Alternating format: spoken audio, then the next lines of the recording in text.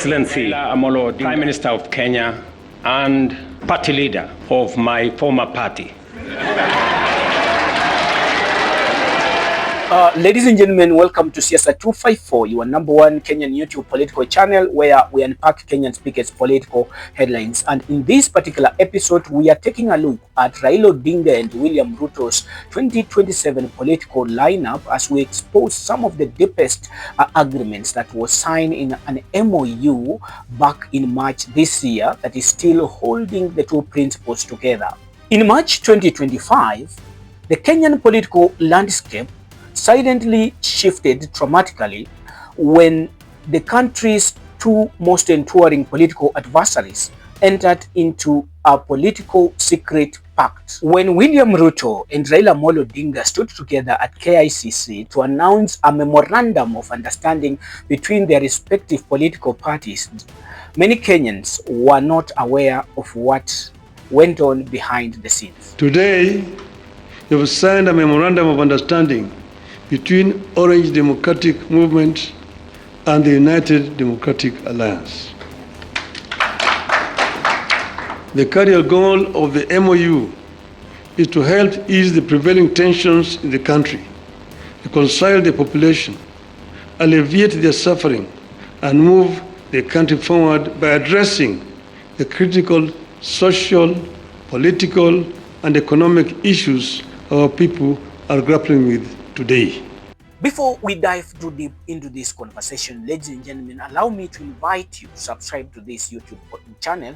If you are there, you're watching and you're yet to subscribe, kindly take 1 second, hit that subscription button, smash that notification bell, and ladies and gentlemen, you will be good to go. By doing like that, you help me to reach a wider audience, and then also you help YouTube to notify you whenever we come live again.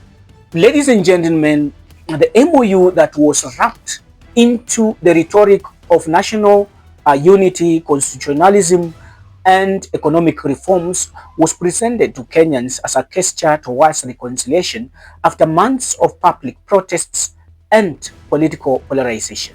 And the contribution you have made to this Kenya deserves respect and deserves support. And that is the relationship I have built with the Honorable Raila Odinga. Now, what many of us did not understand at that time, ladies and gentlemen, is that beneath this public agreement between Raila Odinga and William Samuel Ruto, there lies a more consequential and clandestine political covenant. Thank you, Senator Ledama, Your Excellency the President, Your Excellency Prime Minister Raila Odinga, Your Excellency the Deputy President, all leaders present here, all protocols observed. My name is Edwin Sifuna. I am the Senator of Nairobi, and I am standing here in my capacity as the Secretary General of the Orange Democratic Movement. Your Excellency, in the capacity as SG, I have certain constitutional duties, and that is why I'm standing here to execute those duties in accordance with the Constitution of ODM.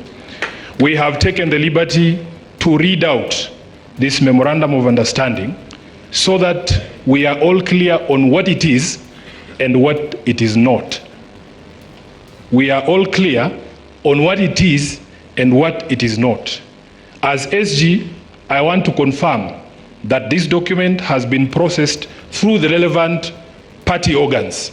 And Your Excellency, I have here in this room members of the party's central committee who I'll just request to stand up so that they confirm that this is a decision of an organ of the party. Please stand up if you're a member of the Central Committee of ODM. Now, ladies and gentlemen, according to insiders from both UDA and ODM, a secret agreement was signed between Raila Odinga's ODM and William Ruto's UDA, one that binds the two parties to cooperate not just only on policies, but also on matters of election strategies ahead of 2027. This moment is not about William Ruto or Raila Odinga. This agreement, this memorandum of understanding is not about sharing positions or winning elections. Now, in this deal, ladies and gentlemen, Raila Odinga is to quietly step aside for William Ruto ahead of 2027 by first consolidating his Luo backyard votes and to make the Luo Nyanza voters accept William Ruto's re-election bid in 2027. You will agree with me that of late Raila Odinga has focused his politics in the Luo Nyanza region by booking State House meetings with governors from Luo Nyanza with William Ruto in State House. We have seen James Orengo, who was opposed to this broad-based idea, leading a delegation from Siasa to State House. His Kisumu counterpart, Anyang' Nyong'o, has already done so, and they are all following the footprints of the Homa Bay Queen Gladys Wanga, who was among the first governors to lead a delegation to State House when broad-based argument was made between William Ruto and Raila Odinga. Now, before this secret agreement was made, Raila Odinga and William Ruto both had one fear in common. They all feared the Luo's non-rebellion of accepting another candidate when Raila Odinga is not on ballot. It would be very difficult for the Luos to back William Ruto's bid in 2027 when Raila Odinga is not on the ballot box. So here, a scheme was worked out to make the Luos feel the warmth of being in government. And we saw them being given lucrative positions via John Mbadi, the Treasury CS position to John Mbadi, and that one of energy to Opiyo Wandayi. And to further appease this community, ladies and gentlemen, continuing meetings at State House with MPs from Luo Nyanza is ongoing, with those attending these meetings being given more than 100 Kenyan shillings and MPs even getting more higher.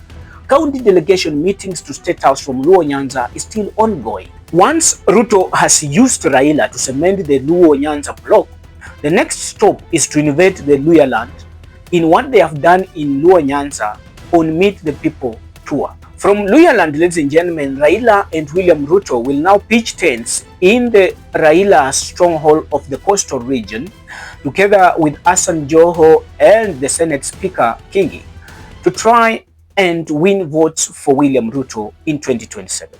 In these secret dealings, ladies and gentlemen, Raila Odinga is to become the Prime Minister for the second time in the Kenyan political landscape. Musalia Mudavadi is going to be fronted as the Deputy President, the running mate to William Ruto. By presenting Musalia Mudavadi as the running mate to William Ruto, the UDA party is going to win seats in the Luya land, with the fact that Mudavadi has been placed to succeed William Ruto after William Ruto finishes his second term. Remember, Musalia Mudavadi already sacrificed his political party to William Ruto's UDA. This was in awareness, full awareness, that Mudavadi is going to be fronted as William Ruto's running mate in 2027, ladies and gentlemen. Moses Masika Wetangula is going to retain his Speaker of the National Assembly position when William Samoei Ruto wins in 2027. So here is the game plan that they intend to play in Western Kenya region, ladies and gentlemen.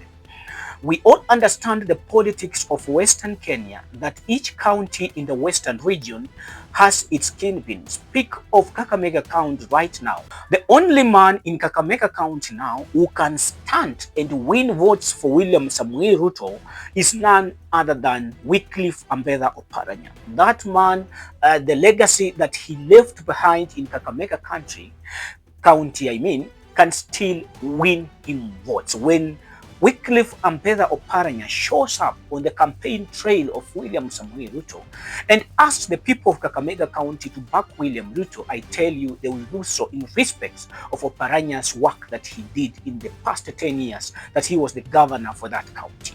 He changed the face of Kakamega County entirely. Moving to Vihiga County, this is where Mudavadi comes from. The people of Vihiga County will be told that your son is going to be the Deputy President of the Republic of Kenya and placed second to succeed William Ruto after William Ruto retires or finishes his second term. And that only will win the Vihiga block vote for William Samoei Ruto. Now we are left with Bungoma, Busia, and Trans Nzoia. Now in Busia, in Bungoma, Wetangula's political muscle is still intact.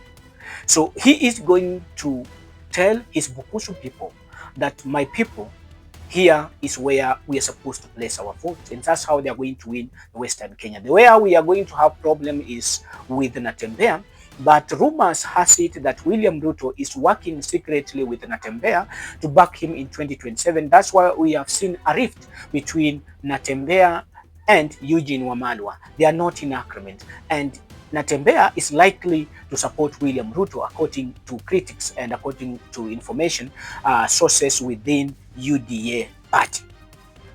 Now, having secured Trans Nzoia, secured Bungoma, and secured Kakamega and also Vihiga, the Western Bloc 80% will have gone.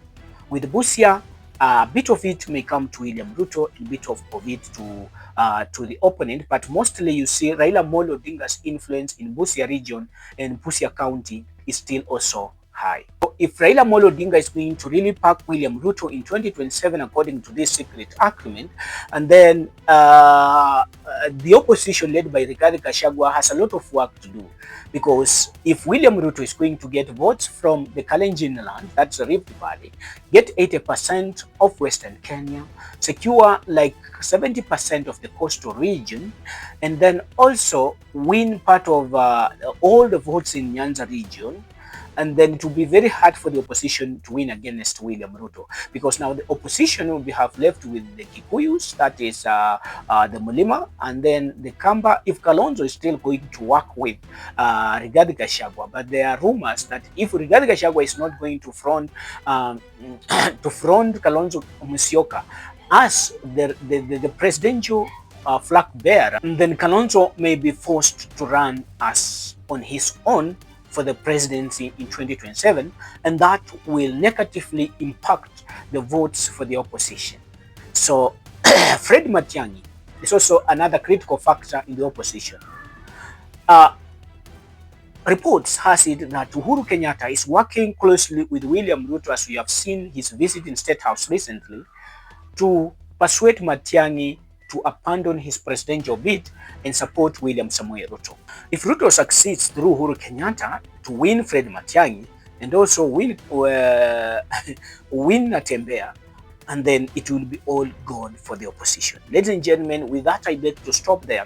But if you're watching for the first time and you're yet to subscribe, or you're yet to subscribe, kindly hit the subscription button and smash that notification bell. By doing like that, ladies and gentlemen, you allow YouTube to notify you next time we upload video like this or we come live. Ladies and gentlemen, also by doing like that, you help me to reach a wider audience, which is my biggest mission on this YouTube platform. With that, until next time, bye-bye.